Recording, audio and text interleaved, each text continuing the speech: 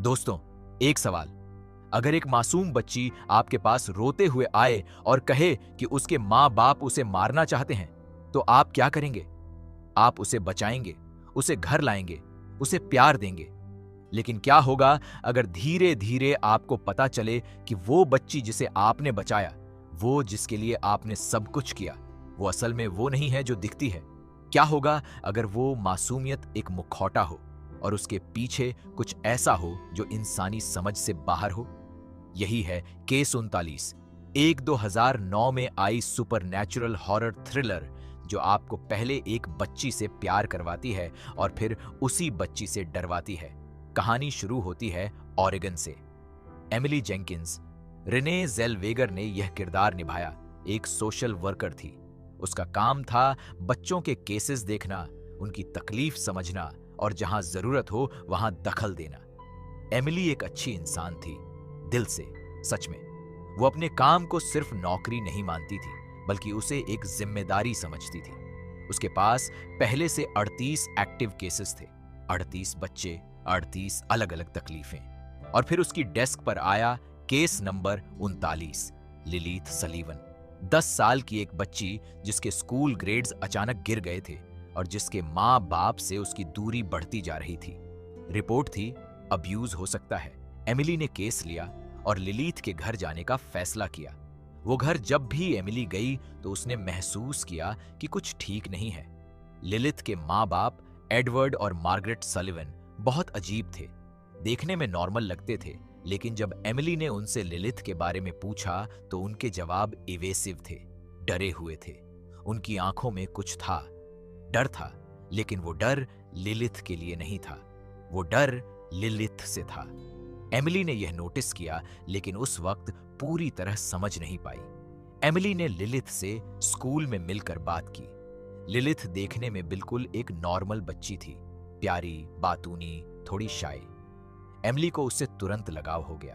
Emily ने उसे अपना पर्सनल फोन नंबर दिया और कहा, अगर कभी तकलीफ हो, अगर कभी डर लगे, कॉल करना। एमिली को लगा कि वो एक बच्ची को सेफ फील करवा रही है, लेकिन उस फोन नंबर देने का फैसला आगे जाकर सब कुछ बदल देगा। एक रात, देर रात, एमिली का फोन बजा। दूसरी तरफ लिलिथ थी। वो रो रही थी, कांप रही थी। उसने कहा, वो मुझे मारने वाले हैं। एमिली ने तुरंत अपने दोस्त डिटेक्टिव माइक बैरन को कॉल किया।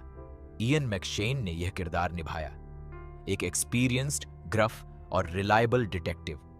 दोनों लिलीथ के घर पहुंचे और वहां जो मिला वो देखकर एमिली की सांसें रुक गईं। लिलीथ के माँ बाप ने उसे किचन ओवन में बंद कर दिया था। ओवन चालू था। वो उसे लिटरली जिंदा जलाने की कोशिश कर रहे थे। एमिली और माइक ने दरवाजा तोड़ा और लिलीथ को बचाया। एडवर्ड और मार्गरेट को अरेस्ट किया गया और उन्हें एक मेंटल इंस्टीट्यूशन में भेज दिया गया। सबको लगा यह केस सॉल्व्ड है। एक बच्ची को अब्यूजिव पेरेंट्स से बचाया गया। Case 39 close. लेकिन यह सिर्फ शुरुआत थी।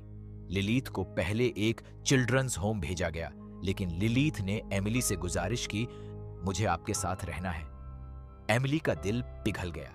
उसने अपने डिपार्टमेंट से परमिशन ली और लिलिथ को अपने घर ले आई, टेम्पोरेरीली, जब तक कोई सूटेबल फॉस्टर फैमिली न मिले। एमिली अकेली रहती थी।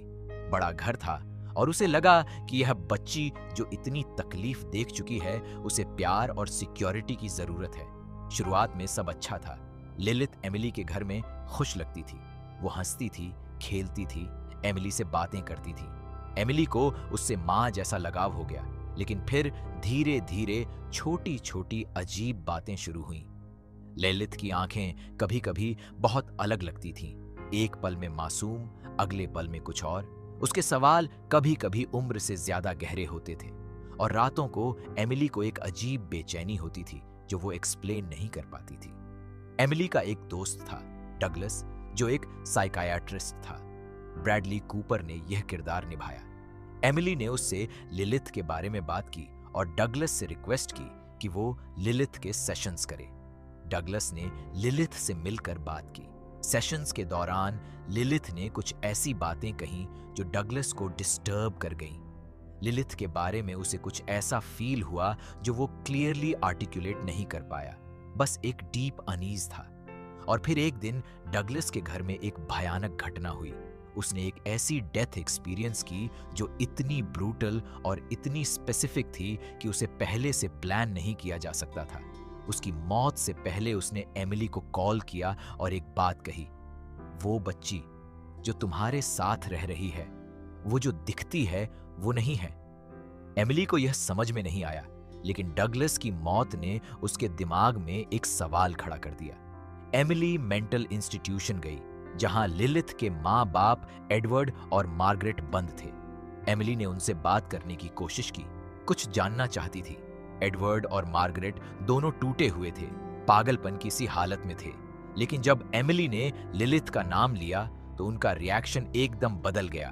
डर, इतना गहरा डर जो एक इंसान तब फील करता है जब वो किसी ऐसी चीज से बात करे जो इंसानी नहीं है।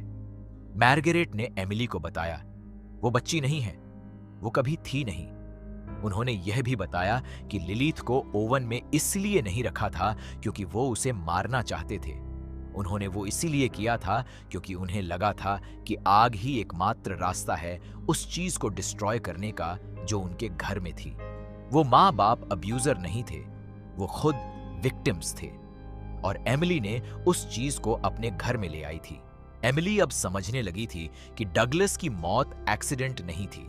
लिलिथ ने किसी तरह डगलस के एक सबसे गहरे डर को, हॉर्नेट्स का डर था, उसे यूज किया था। जो डेथ हुई वो उस स्पेसिफिक फोबिया से जुड़ी थी। लिलिथ के पास एक पावर थी, वो इंसान के दिमाग में घुस सकती थी, उसके सबसे गहरे डर को ढूंढ सकती थी और उसे रियलिटी में मैनिफेस्ट कर सकती थी। एक बार जब वो किसी को टारगेट बना लेती थी, उस इंसान का सबसे बड़ा डर उसकी मौत बन जाता था।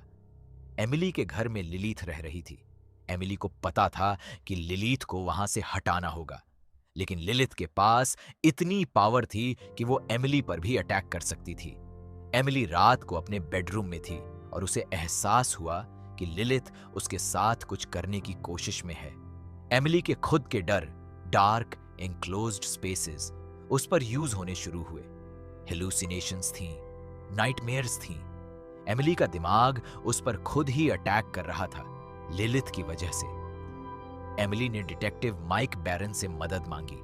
माइक को पूरी बात बताई, लिलिथ के बारे में, डगलस की मौत के बारे में, उसके पेरेंट्स ने जो बताया उसके बारे में। माइक एक प्रैक्टिकल मैन था, सुपरनैचुरल चीजों पर बिलीव नहीं करता था, लेकिन एमिली का डर देखकर और डगलस की अनएक्सप्लेन्ड डेथ देखकर उसे भी कुछ तो लगा कि मामला सीरियस है। लिलिथ को अब पता था कि एमिली को सच पता चल गया है और तब लिलिथ का असली रूप और खुलने लगा। वो एमिली के सामने अब उस मासूम बच्ची की तरह नहीं थी। उसकी आंखों में वो कोल्डनेस थी, वो एम्प्टीनेस थी जो किसी 10 साल के बच्चे में नहीं होती। एमिली ने लिलिथ से डायरेक्टली पूछा, तुम क्या हो? लिलिथ ने जो जवाब दिया वो एमिली की जिंदगी का सबसे डरावना मोमेंट था। लिलिथ ने उससे पूछा, तुम वाकई जानना चाहती हो? और उसकी आवाज में जो था वो किसी बच्चे की आवाज नहीं थी। एमिली को समझ आ गया कि लिलिथ एक डीमन है, एक ऐसी एंटिटी जो एक बच्चे के रूप में दुनिया में रहती है, मासूमियत का मुखौटा पहनती है और जब भी कोई उसे रिजेक्ट करने की कोशिश करता है उसे डिस्ट्रॉय कर देती है। उसके पेरेंट्स ने पहचाना था तो उन्होंने उसे मारने की कोशिश की, लेकिन वो फेल हुए और मेंटल इंस्टीट्यूशन में पड़े हैं। डगलस ने सस्पेक्ट किया तो वो मारा गया और अब लिलिथ एमिली की तरफ था। एमिली के पास एक ही रास्ता था, लिलिथ को खुद ही खत्म करना, लेकिन यह करना आसान नहीं था। लिलिथ की पावर एमिली के दिमाग पर अटैक कर रही थी। एमिली के सबसे गहरे डर उस पर हमला कर रहे थे। एमिली ने खुद को मेंटली तैयार किया। उसने एक प्लान बनाया। डिटेक्टिव माइक ने उसका साथ दिया। एमिली ने लिलिथ को कार में बिठाया, एक ट्रिप का बहाना बनाकर। लिलिथ जानती थी कुछ हो रहा है, लेकिन उसे पूरा अंदाजा नहीं था। एमिली कार चलाती रही, एक लेक के पास पहुंची। वहां एमिली ने लिलिथ को बताया कि वो जानती है वो क्या है। लिलिथ ने एमिली को मेंटली अटैक करना शुरू किया। एमिली के एनक्लोज्ड स्पेस का डर ट्रिगर हुआ। कार अचानक बहुत छोटी लगने लगी, घुटन होने लगी। एमिली ने स्ट्रगल किया, लेकिन एक मोमेंट में उसने वो किया जो उसने प्लान किया था। उसने कार को लेक में पुश किया। दोनों पानी में गईं। लेक की उस गहराई में, उस ठंडे अंधेरे पानी में एमिली ने लिलीथ को रोके रखा। लिलीथ छटपटाई, लड़ी, अपनी सारी सुपरनैचुरल पावर लगाई, लेकिन एमिली ने नहीं छोड़ा। एमिली खुद भी डूब रही थी, लेकिन वो रुकी नहीं। आखिरकार एमिली पानी से बाहर निकली, अकेली। लिलिथ नहीं निकली। फिल्म का एंडिंग, एमिली लेक के किनारे थी, सांसें उखड़ी हुई थीं, शरीर थका हुआ था, माइक वहां था। लिलिथ चली गई थी, लेकिन जो मोमेंट सबको याद रहता है वो लास्ट सीन था। एमिली घर पर थी, अकेली, शांत, लेकिन उसका फोन बजा। एक फेमिलियर नंबर था, उसने उठाया। दूसरी तरफ एक आवाज थी, लिलिथ की आवाज, एमिली, और फिर लाइन कट हो गई।